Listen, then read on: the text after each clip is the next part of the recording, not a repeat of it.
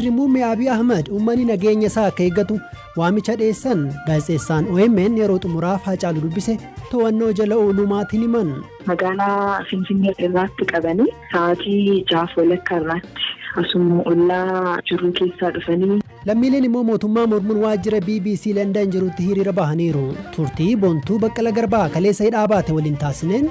Teessumni addaa Oromiyaa tokko wayyaa ofirraa baase Oromoon kanaaf hidhamee Oromoon kanaaf du'ee maal jedhee ergasiitii sagalee dhukaasaa dhageenya. Waan adeemaa jiru irratti koomishiniin mirga namoomaa waan jedhuu fi kaan isin biraan geenya sagantaa kana ammayyuu taana isiniif dhiyeessa.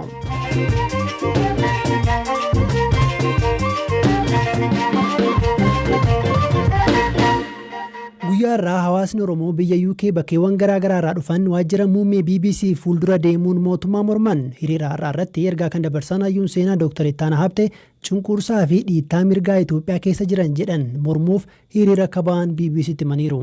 Maanchister irraa sa'aatii 4 ofuun Londanitti mormii ba'uu kan himu Xahaa Labuu waajjira ministeera muummee Boris Johnson fuuldurallee dhaqanii mormuu dubbata.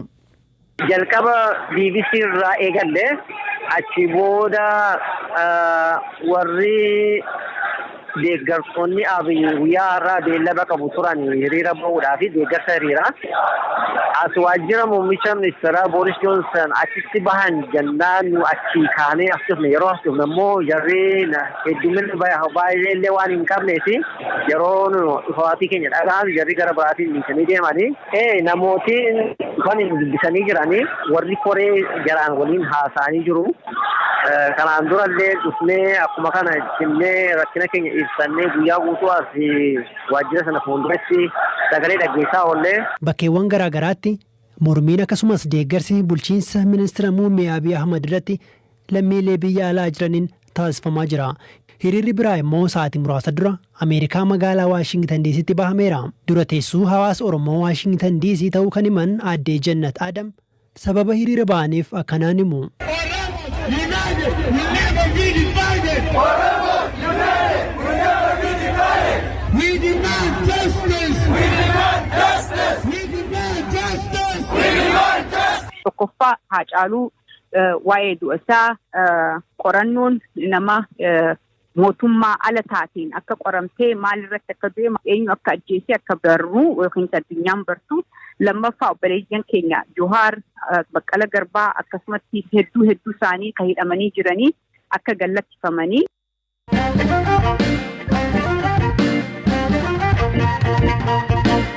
Ajjeechaa Haacaaluu Hundeessaa hordofee namoonni 180 caalan Oromiyaa fi Finfinneetti yoo du'an qabeenyi hedduus manca'eera. Hokkaraa wal qabatee immoo hanga yoonaa qondaaltota mootummaa fi humnoota nageenyaa dabalate namoonni 7,000 ol to'annoo jala oolaniiru. Komii hidhamtoonni dhiyeessanii fi waan adeemaa jiru irratti kan gaafanne Koomishinarri Koomishinii Mirga Namoomaa Itoophiyaa Dr. Daani'el Baqqalaa qorannoo mootummaan gaggeessaa jiru eegaa akka jiran BBCtti himaniiru. ብዙ ታሳሪዎች ተደብድበዋል ማሰቃየት ተግባር ተፈጽሞባቸው hidhamtootni hedduun reebamaniiru miidhaan irra ga'eera odeeffannoon jedhu hedduun naanna'aa tureera. Obbo Jawaar Mohaammed Baqqala Garbaa fi Iskindir Naggaa dabalatee mana hidhaa poolisii Finfinnee keessa kan jiran namoota 35 ta'u hunda isaanii jechuun ni danda'ama deemnee si'a 2 haasofsiisneerra. Hojjetaa OMN kataan obbo Shamshaddiin Xahaa fi obbo Iskindir Naggaan alatti hidhamtoonni hundi yeroo to'annoo jala oolanittis ta'e mana hidhaatti reebichis ta'e dararaan gosa kamiyyuu akka irra hin geenye ifatti mirkaneessaniiru. Kana irratti immoo poolisiin qorannoo gaggeessee akka tarkaanfii barbaachisaa fudhatuuf gorsineerra. Hordofaas jirra. Komiin biraan immoo hidhamtoonni tokko maatii isaanii waliin dafanii wal arguu dhabuu fi maatiin eessatti hidhamanii akka jiran baruu dadhabuu isaaniiti. Keessumaa maatileen aangawoota ABO'f KFO kana himatu. Kun wanta hatattamaan furamuu qabu waan ta'eef hordofaa jirra. Ammatti haala hidhamtoota Finfinnee keessa jiran malee kan hidhamtoota hundumaa hordofnee bira hin geenye. Fakkeenyaaf Finfinneen alatti Oromiyaa magaalota akka Buraayyuu, Ciroo, Arsii Negelleef dheeraa keessatti lakkoofsi hidhamtootaa hedduminaan dabalaa jiraachuu odeeffannoon nu ga'eera. Isa immoo hordofuuf qophaa'aa jirra. Hidhamtoonni maatii keenyarra doorsisni ga'aa jira akka jedhu irratti odeeffannoon qabu. Hin geenye jechuun danda'u garuu nu bira komiin akkanaa ammaaf hin geenye. Kun uumameera taanaan dogoggora waan ta'eef nuti hordofnee tarkaanfii barbaachisaa ta'e fudhachuu qabna. እኛም በደንብ ልናጣራው የሚገባና ተገቢውን እርምጃ እንድንወስድበት የሚያስፈልግ ነው።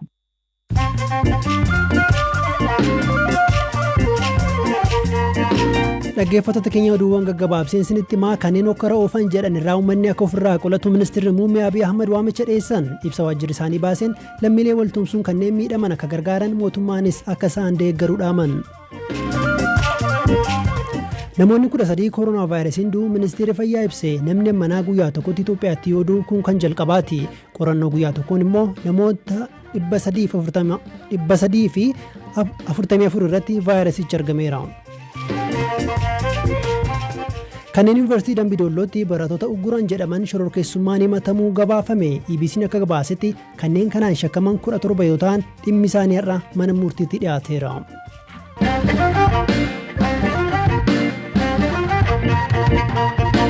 Gaazexeessaan OMN weellisaa Haacaaluu Hundeessaan ajjeefamuun torban tokko dura isa dubbisee ture Guyyoo Waariyoo poolisiin to'atamuu maatiin BBC'tti himan. Guyyoon wiixata gaafa dubbisne yaaddoo akka qabu ibsuun garuu qaama seeraan isa gaafateef deebii kennuu garuu sodaa akka hin qabne BBC'tti himee ture. Haati warraasaa Caaltuu Gazzaany har'a dubbisne guyyaa har'aa miseensonni poolisii Oromiyaa isa fuudhanii deemuu himti. Guyyoon asuma magaalaa Finfinnee irratti qabanii sa'aatii 6 walakkaa irratti asuma ollaa jiru keessaa dhufanii poolisiin liyyuu Oromiyaatti qabanii deeman. Yeroo dhufan wanta dubbatan qabu xalayaa agarsiisaniiru. Akkasumas dhufanii balbala irratti gibbii kan keessaa nama sakaraa hin jira jedhanii ufumatti Guyyoon maqaa isaa Guyyoo Waarii anaatti hidhee ufumatti bahee deemee wanni xalayaas nutti agarsiisanillee tokkumatti hin jiru. Poolisootni 5 lakkaa'amuu fi siviiliin tokko waliin deeman. Poolisoonni kunneen poolisoota kamiiti? Kan Oromiyaati moo kan Finfinneeti? Kan Oromiyaati. Amma Guyyoon eessa akka jiru wanni barte wanni odeeffattee jira? Eeyyeen ammaan kan dhiyoon kana arganne fuula Gloobaaliitti waajjira poolisii Oromiyaa akka jirre beekne. Booranatti namoonni to'ataman turanii miseensi maatii keessan? Poolis kiyya tokkoo fi dhiirota 4 ka gibbii keenyaa sakaraa turan hidhanii jiranii amma hiikaman. Dhimma hidhamuu Guyyoo Waariyoo kan gaafanne abukaatoon OMN Dr. Tokkummaa Dhaabaa hidhamuusaa akka dhaga'an garuu qaamaan akka dhaqanii ilaallee BBC'tti himaniiru. Dr. Tokkummaan yeroo poolisoonni to'atan bakka geessanii fi yeroo mana murtiitti dhiyaatu maatiitti himuu qabu turanii jechuun BBC'tti himaniiru. Hidhamuu Guyyoo mirkaneeffachuuf qondaaltota Komishinii Poolisii Oromiyaatti bilbilus hin milkoofne. Hoogganaan Biiroo Kominikeeshinii Oromiyaa obbo Geetaachoo Baalchaan immoo lakkoofsaan malee eenyu akka hidhame akka hin beekne BBC'tti himan. Kana poolisii mataa qulqulleeffachuu ta'ee malee lakkoofsa nama to'atame malee maqaadhaan adda baasee hin dandeeku. Waliigala meeqa ga'ama namoonni to'ataman? Nama 7,126 ga'eera. Kunneen hokkara walii wal qabateeti? Eeyyee. Tole galatoomaa obbo Geetaachoo.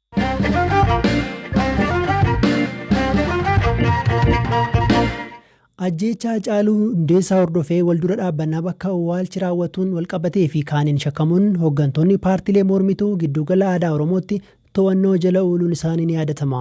Kanneen gaafas waliin turan keessaa fi torban 2 booda kaleessa gadhiifaman immoo ijoollee obbo Baqqala Garbaati. Hanga yoonaa kanneen to'annoo jala oolan yoo hiikaman keessaa kan nuti beeknu isaan qofaadha. Wanta gaafas raawwate intala obbo Baqqala Garbaa Boontuu Baqqalaa gaafanneerra.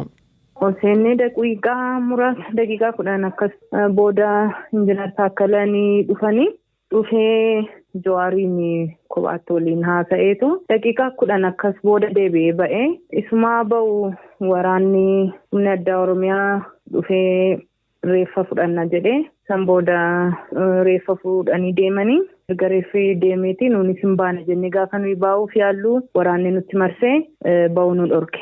Waraan akkamiiti? Keessaan humna addaa Oromiyaatu jira, alaan immoo raayyaa ittisa biyyaatu jira. Eessa isin geessan ergasii? Ergasii eegdota Jawaar harkaa meeshaa fuudhanii raadiyoo isaanitti wal quunnaman fuudhanii ergasii abbaa koo fi Hamzaa Booranaa fi Jawaar Mahammadiin konkolaataa gurraacha tokko keessa galchaniitu nutti mul'atu ture. Nu biraa fageessanii garuu mooraa sana keessaa hin baane karaan hin mul'ata. Karaa bitaas karaa mirgaas yeroo isaan bahan hin argine nuyi. Kana jechuun mooraama keessa turanii jechuudha. Mooraa sana keessaan baane malee fuudhanii deemaniiru. Isaan nu biran turre. Gaafa isaaniin fuudhanii deeman namni miira keessa galee namni baay'een hin boo'ee keessaa'uu gurbaan humna addaa miseensa humna addaa Oromiyaa tokko wayaa ofirraa baasee ayee Oromoon kanaaf hidhamee Oromoon kanaaf du'ee maal jedhee ergasiitii sagalee dhukaasaa dhageenya. Amma maali yaadi koo amma eegdota Jawaarraa dhukaafameen akka poolisiin humna addaa tokko ajjeefameettidha kan himannaan irratti dhiyaataa jiru qondaaltota paartiilee mormituu irratti. Tarii yeroo dhukaasni sun dhaga'amu sana ati waan achi turteef sirraas xiqqoo fagaatanii meeshaa hiikkatanii turanii eegdonni Jawaar. Jalqaba osoo Jawaar fa'aa fuudhanii hin deemin dura hiikkatanii jarri kun nuunis dhuunfaan nu sakatta'anii ergasii booda erga isaanii fuudhanii deemaniiti yeroo sana dhukaasni kan dhaga'ame malee isaanis meeshaa hiikkatanii turan.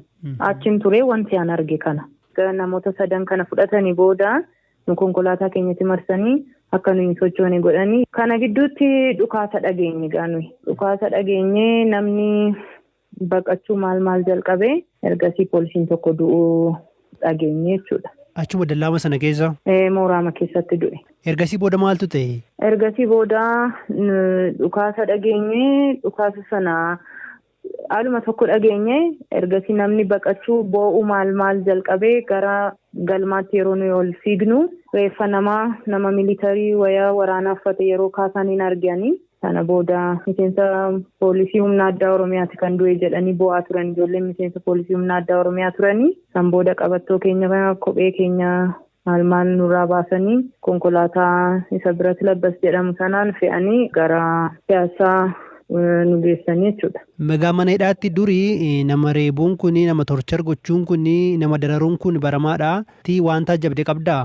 Dhuunfaan wanti narra ga'e hin jiru garuu maatii koo wajjin wal argaan turre wal argu yeroo jedhu harmeen koon dhufti nyaata natti kennitee deemti haasa'uun hin danda'amu. Kana mana murtiitti himeen ture ajaja kenninaa jedhe manni murtii garuu ajaja sana immoo hin fudhatan warri mana hidhaa. Gaafa guyyaa 3ffaa nagaa ol gaafachuu dandeessanaan jedhanii. Nagaa ol gaafannee afaan Oromootiin haasa'uu hin dandeessu afaan Amaaraatiin haasa'inaan jedhanii an harmee koo wajjin Amaariffaa haasa'aa hin turre maatii koo wajjin afaan Amaaraa haasa'uu hin danda'an abbaa koo harmee koo wajjin jedhee namni na dhaga'e hin jiru afaan nuyi beennuun haasa'uu hin dirqamaa nuun jedhanii. Egaa yeroo dheeraa fi abbeekee fi nyaatas dubbisuudhaafis dhimma garaagaraafis mana hidhaa garaagaraatti marmaaraa turte tarii mana hidhaa keessa yeroo dheeraafan tura harmee kootu alatti hafe. Rakkisaan itti yaaddoftee turte? Baay'ee nama dhiphisa ture maaliif tokkoffaan abbaa koo wajjin achitti argamuurraan kan hafe waan an godhe hin qabu. Abbaan koo nama siyaasaati. Duraanis mana hidhaa ture achi ba'ees qabsoomatti deebi'ee ammas mana hidhaa jira achi ba'ees qabsoodhumatti deebi'a. Amma gaaffiin Oromoo deebi'utti jechuudha. Kan isaa irratti dabalamnee immoo gaafa mana tokko keessaa namni 4 obbolaan koo quxusuun koo lamaanii isaanitti dabalamu immoo harmee keenya irratti dhiibbaan isaa hin ulfaataa umurii kana muriitti boqochuu qabdu umurii jaartummaatti hireen ishee galaa deddeebisuu yeroo ta'u namatti dhaga'ama. Abbaa kee dabalatee hooggantoonni paartiilee mormituu biroo maaliif to'ataman sitti fakkaata? Namoonni kun qabsaa'otaan immoo maatii isaaniiti warri waliin turre. Yakki dalagame hin jiru yakki isaan jara kanas ilaallatu nuyi maatii isaanii wanti nu gaafachiisuu danda'u wanti dalagame hin jiru. Rakkoon jiru rakkoo siyaasaati. Mootummaadhaan mormuu sirna amma jiruun mormuurraan kan hafe yakka isaan dalagan hin jiru. Ilaalchaan garaagara ba'uu isaanii sirna kanaan mormuu isaaniitu mana hidhaa isaan kaa'ee jira ammas. Dhaggeeffattoota keenya sagantaa BBC Afaan Oromoo jimaata galgalaa caqasaati jirtu intala Baqqalaa Garbaa Boontuu Baqqalaa dhageenye guyyaa boruu ganamaa barreeffamaan weebsaayitii irraa bbcafaanoromoo.com irraa dubbisuu dandeessu. Sagantaan keenya irraa kanumaan xumurameera. Sagantaa kana kan isinii qopheessiteef Raafolii Dhugaasaadha kan isinii dhiyeesse immoo ammayyuu taanaadha. Wixata walitti deebinaa halkan gaarii.